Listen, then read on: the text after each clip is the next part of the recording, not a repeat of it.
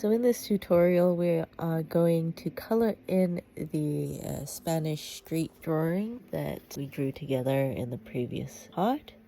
So what I did was make a new layer separate to the sketch layer, and then I'm blocking in some rough colors. I've got the reference to the side, and so that way I can use the eyedropper tool to pick and choose some of the colors I might want. But I'm not going to select anything that's really shadow or light at this stage. I just want to build up texture. So that's why when I'm using the pen tool, it looks really rough at the moment, but I want to just start off by building up that texture.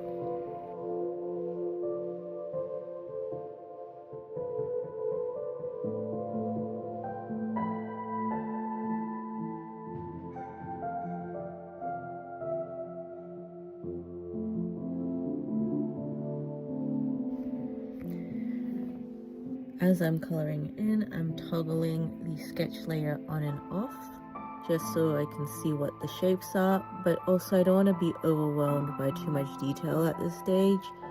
That's why sometimes I have the layer off and sometimes I add it back on. At this early stage, we want to start thinking about where do we want to put the shadows and the light. So when you look at the reference image, the sky is overcast, and so therefore there's even lighting in the image, which is fine, but there's no sense of extreme drama that comes from dark shadows. And seeing as we can do whatever we want, we can design and put our own shadows in wherever we want. For this next step, you're going to need some knowledge on perspective, and we're going to do some maths. Here, we're going to choose an angle where we would like the sunlight to come from. So with the sun, we're going to use parallel light. So if you look at this yellow arrow I'm drawing, you want to think of that as being the sunbeams coming down. And so we can choose whatever angle we want. I've chosen this angle as I think it'll be nice where the sunlight hits the buildings on the opposite side, and so that way we have a mix of sunlight coming through and shadows. Because this is a very narrow street, it means that the whole area, you really will have a difficult time getting the whole area with that bright light, because one row of buildings is going to cast shadows onto the other one. That way I think we're going to have some interesting shapes. What I like to do is use that yellow arrow. So with parallel light, you can copy and paste the same angle and use it as a measurement tool. Here I am imagining that that sunbeam is hitting across the roofs on the left hand side, and then it is hitting the walls on the right hand side. So everything underneath that yellow arrow is going to be in shadow. Then on the right hand side, we're still going to use that same yellow arrow to measure, and it's going to hit some of those other obstacles. So say for example that balcony, the sunlight will hit the balcony and it will let us know where the shadow is going to be. To make it easy to understand, I've colored in the areas that I was talking about, the shadow areas, with this blue color, and I've added in those yellow arrows. In the previous video where we drew out this image together, I explained more about the perspective. So for this image, I'm not using strict perspective as it's going to be a bit too complicated, because this scene is on an incline. It's going up a slope and the buildings are old and not quite straight.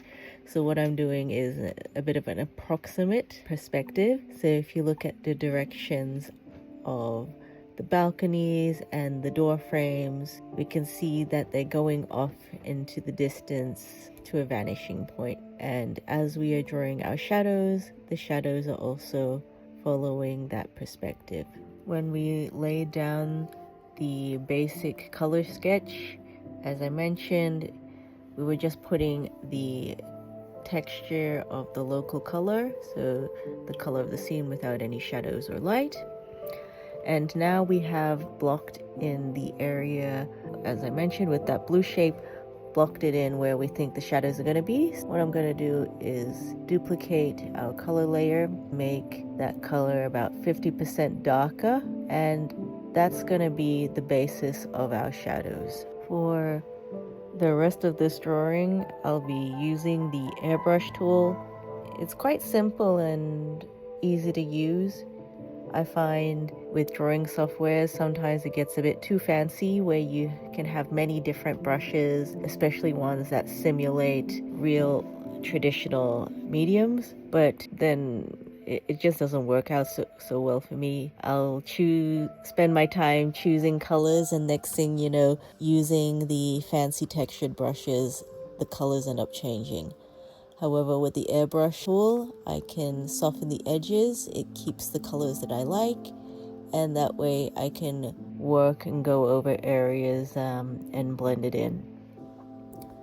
What I'm doing is going over that original really rough color sketch and blending those textures together. Just like with the video describing the process of drawing the scene out, we want to have more detail in the foreground and less detail as we get into the distance. So I'm going to start working by putting textures in the stones and in the door frames. But later on, as we progress through the artwork, it'll start to have less detail. This rendering process, it takes a while. It takes patience. I think my video recording was 3.5 hours doing that and repeating it. So let's just watch so far together.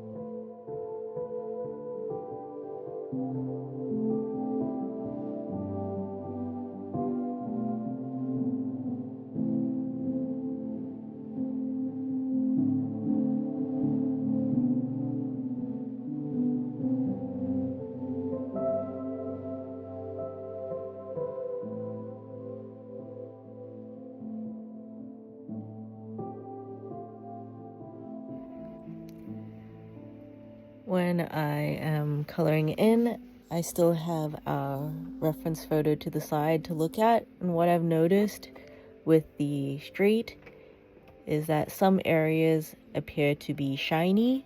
So as if we've got some water running down the street, and that pooled water is reflecting the color of the sky. So it's looking quite shiny and bright. And some of the cobblestones are reflecting as well. Some of the areas are looking dark as well, and that's where water is absorbing into the ground, and it's made the ground even look darker. What I'm doing is first adding texture to those pavement stones in the foreground, and then building upon that with detail, such as adding more brightness in that area where I think it's shiny with water, and darker where the water is being absorbed into the ground.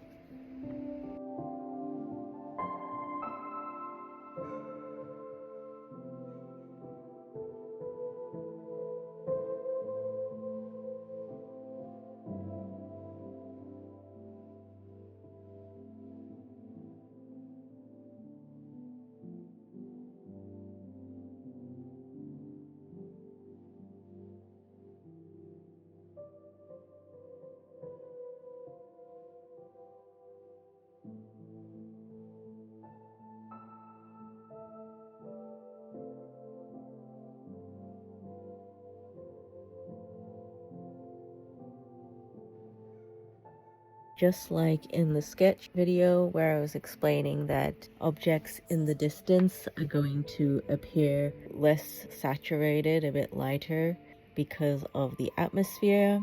Also, what's happening as well, especially with the trees in the background and the buildings in the background, the sunlight's hitting it directly. They're not inside of a shadow like in the foreground of the street. It's going to appear brighter. The roofs are going to have a little sliver, a little line of a lighter color as the direct sunlight's hitting it. That building on the corner, one side is quite bright, as if there's a side street on the left-hand side. That particular corner is not in shadow. And further back, we've got those trees. After adding all those details in the front, we're getting further back into the distance, and all the objects are losing all those details. If you zoom in, the car is really just a blob. The people are also blobs. Everything in the background is blobs. But the way it's layered makes it look as though you could still see those shapes in the distance. But once we've finished with those big shapes, now we can add teeny tiny details, so such as power wires or pipes on buildings. That way it makes it look a bit more believable that people are living there. At this stage, the general image is complete, but we can enhance it even more. What we're going to do is we're going to make the light areas, the areas hit by the sunlight, we're going to make it warmer using color theory. There are warm colors and cool colors, with the sunlight being actually, quite hot and quite warm. We're going to make the areas that are hit by that light have a bit of a yellow orangey glow to enhance that effect. I'm just gonna block in this area to remind you guys where that bright light would be. So the tops of the roofs, the trees, up some parts of the balcony on the right hand side, as well as on the right hand side on that wall. There are several ways to do this. So first of all, I'm gonna merge our color layers together. If you're the kind of person who draws on a whole bunch of different layers, right now we're merging it together. You can either copy and paste a brand new layer, and that's going to be your light layer. And one way you could do that is by making a sub layer, and this is on Clip Studio Paint, clipping it to the layer below and adjusting the hue slider so that way the colors are a bit warmer. That's going to give you a warmer color temperature. Or you can create a layer and use your paintbrush with some yellow or orange, lightly dust over it. You're not trying to change the entire thing or cover it. You're just lightly powdering with some low opacity to make the colors appear more yellowish and warmer. Again, we only want to affect the areas affected by the light. So anything that's supposed to be in shadow, you don't want it having this change in hue. We're going to do pretty much the same thing with the shadows. Here I'm inverting the area so that way you can see this blue shape, and the blue shape is going to be areas that's like the street, the buildings on the left hand side, undersides of the balcony, and some of the doors that are open. You can't really see inside, they're just dark.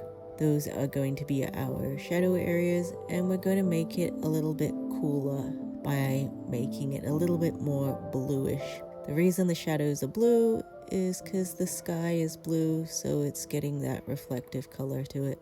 As I mentioned before, we can edit these images in a few different ways.